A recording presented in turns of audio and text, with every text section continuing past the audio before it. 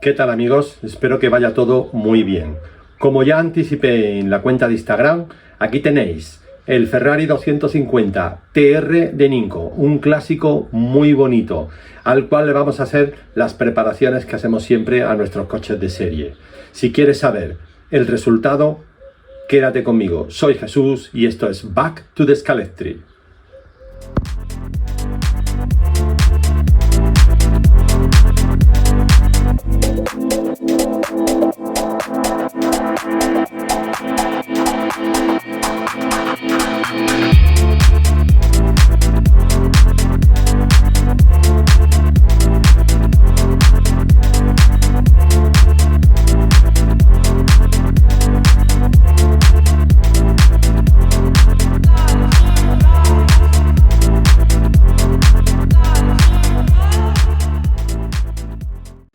Bueno, pues aquí tenemos este clásico y aunque yo lo compré usado, pero estaba prácticamente nuevo, tenía muy poco uso y el coche está completo, no le falta nada y está de serie tal cual. Entonces os voy a mostrar cómo está, qué es lo que tiene, cuál es su mecánica, ¿vale?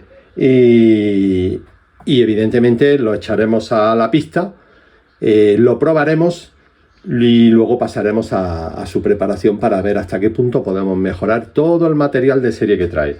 Como novedad, este coche, su prueba, tanto de serie como modificado, se va a hacer en un circuito particular de un compañero que tiene un pequeño circuito de velocidad de 4 carriles, muy bonito, por cierto, que acaba de terminar, y me invitó para poder hacer este vídeo para esta preparación. Así que ahora lo veréis cuando hagamos la prueba de serie y os va a gustar el circuito. Así que gracias a nuestro amigo Juan por ceder su tramo particular para mostrárnoslo a todos. Y bueno, os cuento cómo viene este coche de serie, ¿vale?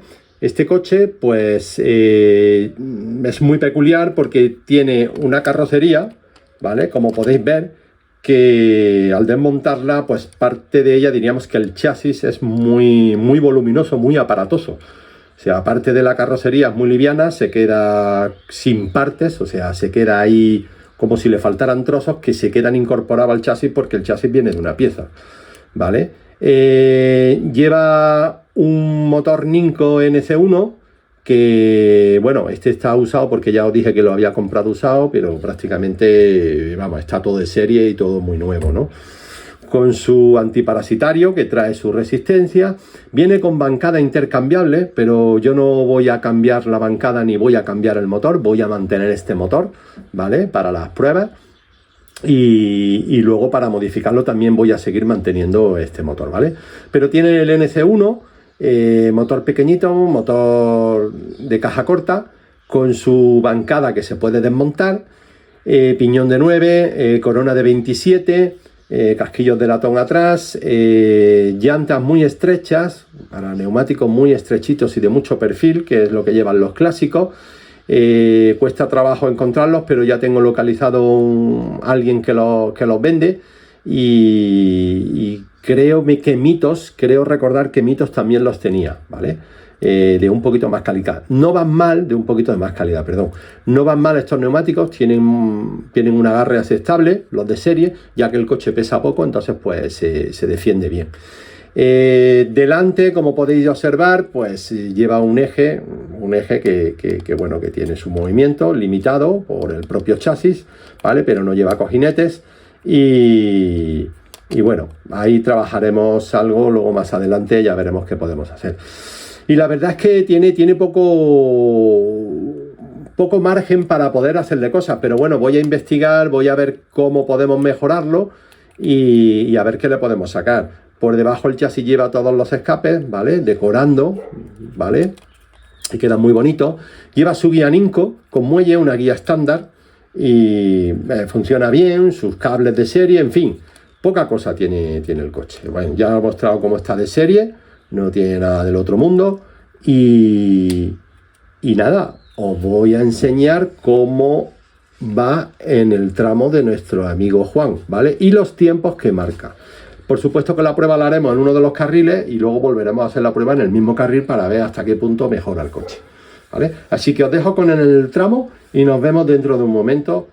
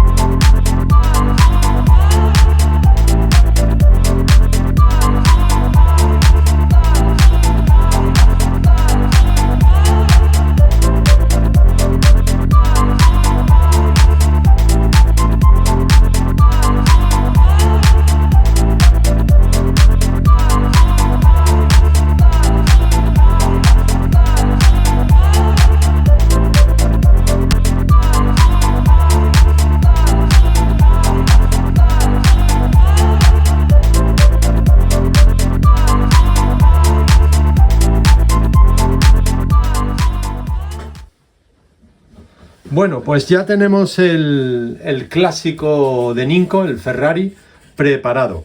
Así que os voy a contar lo que le hemos hecho. Al final le hemos hecho bastantes cosas. Y antes de volver a tirarlo a la pista de velocidad de nuestro amigo Juan, pues os cuento lo que hemos hecho, ¿vale? En la carrocería hemos limado los salientes que tenía en los bordes. Tenía varios salientes, tenía 4, tenía aquí a los laterales 1, ¿vale? Tenía otro en este lateral y detrás tenía 2. Eso lo hemos eliminado para que la basculación fuese correcta o lo más fluida posible. También hemos eliminado de la bandeja de pilotos los topes que había hacia el eje trasero, hacia los cojinetes del eje trasero. Eso lo hemos cortado. Y hemos tenido que limar la bandeja de pilotos por debajo, como podéis observar, porque me di cuenta de que al colocar la carrocería tocaban con el motor y sobre todo con las soldaduras, ¿vale? Los puntos de soldadura que tenía el motor.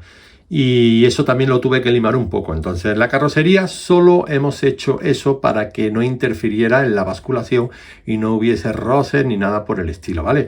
Lo demás exactamente igual, así que el peso prácticamente no ha variado, ¿vale?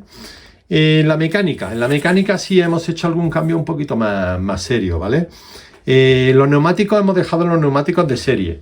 Y detrás un poquito más gastado porque lo hemos rodado y lo hemos gastado un poco, con lo cual el coche ha bajado un poco, pero delante hemos puesto unos exactamente iguales que los de serie, quizás con un pelín menos de perfil, pero algo más duros, porque era una medida extraña la que tiene estos clásicos y tenía por ahí un juego que estaba un poquito más duro, casi cristalizado, con lo cual nos ha venido como anillo al dedo, ¿vale? Entonces eso es lo que hemos hecho en el eje delantero.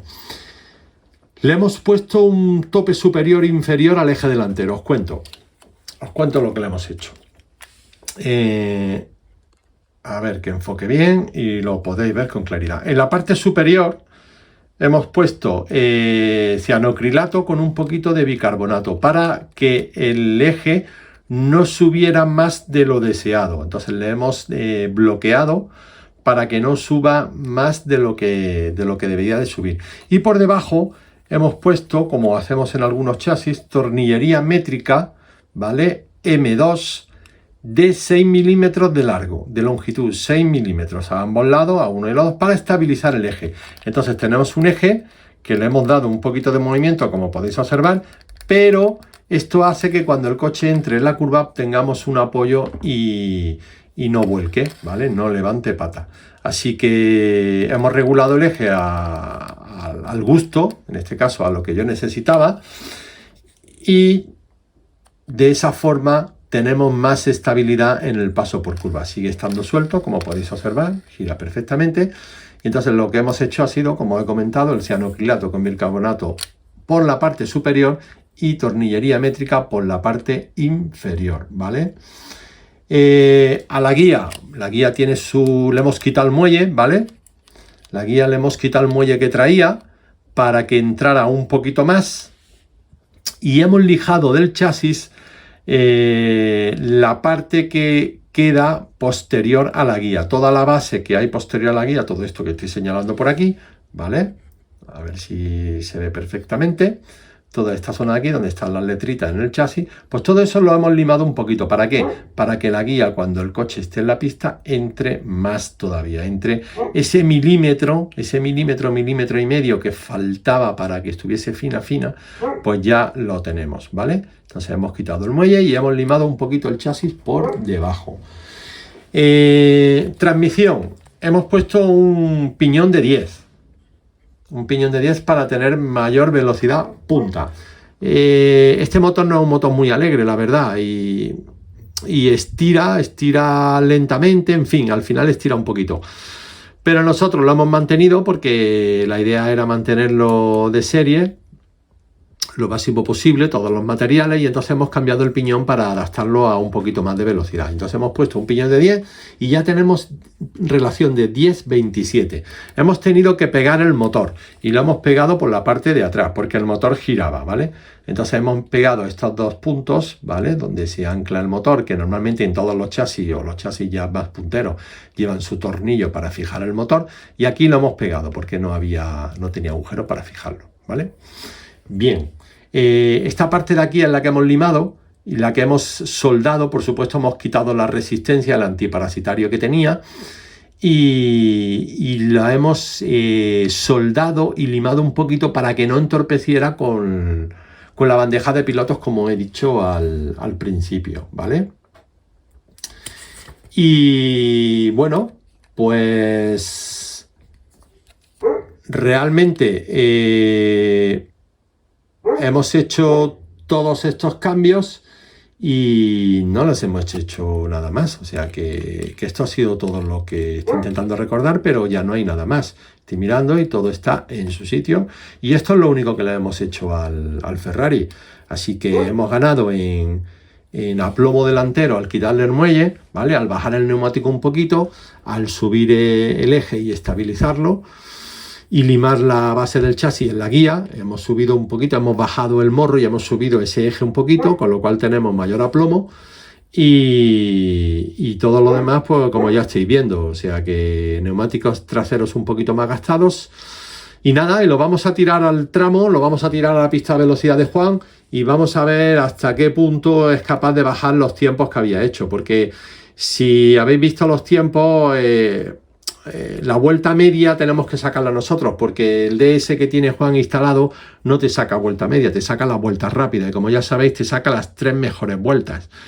Tenemos 7.6, 7.7, 7.7. Entonces, para que os hagáis una idea, el coche estuvo rodando en una media aproximadamente de 7 saltos, 8 bajos.